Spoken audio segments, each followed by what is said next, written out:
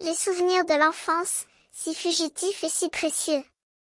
Voici l'histoire de Valenziza, un petit monde qui semblait s'éterniser pour lui, mais qui en réalité ne durait que quelques heures. 5 heures, précisément, qui semblaient s'être écoulées à une vitesse incroyable, à la fois lente et rapide comme les minutes d'un compte à rebours. Valenziza se souvenait parfaitement de cet après-midi où le temps semblait s'être figé.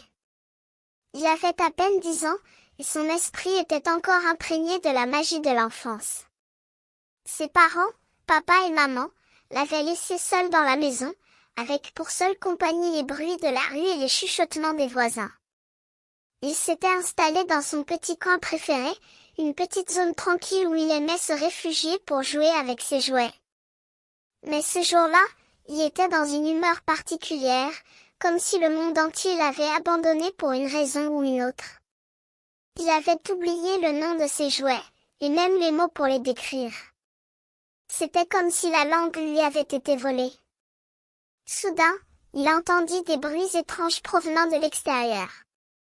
Il sortit pour voir ce qui se passait et découvrit que son père, qui était un petit commerçant, faisait une vente en plein air. Il y avait des gens qui se pressaient autour de lui, achetant des produits de tous les genres. Valenziza regarda, fasciné, les visages souriants et les mains qui saignaient dans les sacs. Mais son attention fut bientôt attirée par un grand incendie qui se déclenchait à quelques centaines de mètres de là. Les flammes montaient haut dans le ciel, comme si elles voulaient rejoindre les nuages.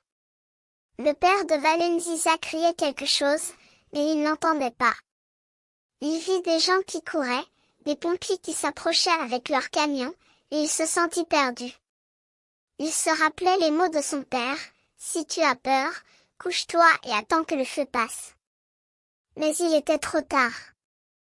Les flammes étaient trop hautes, trop féroces. Il sentit la chaleur sur sa peau, comme si les flammes voulaient l'atteindre. Soudain, il entendit une voix lointaine, qui semblait appeler à l'aide. C'était un cri, un appel à la pitié.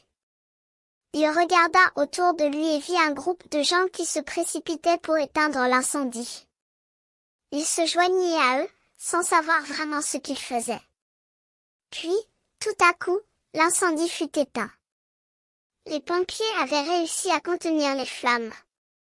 Les gens se mirent à respirer, à se relâcher, comme s'ils venaient de survivre à une épreuve. Valenziza regarda autour de lui, épuisé, mais heureux de voir que tout était terminé. Il se souvint de ses jouets, de ses parents, de la maison tranquille. Il se souvint de la magie de l'enfance, de la façon dont les choses semblaient s'éterniser. Il se souvint de l'incendie, de la peur, de l'aide. Et il se souvint de la voix qui l'avait aidé à trouver son chemin. Il retourna à la maison, avec un petit cadeau pour ses parents, un petit souvenir de l'incendie.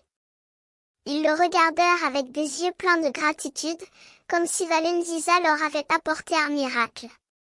Puis Valenziza comprit que l'enfance était un chemin qui s'écoulait à travers les souvenirs, les émotions et les expériences.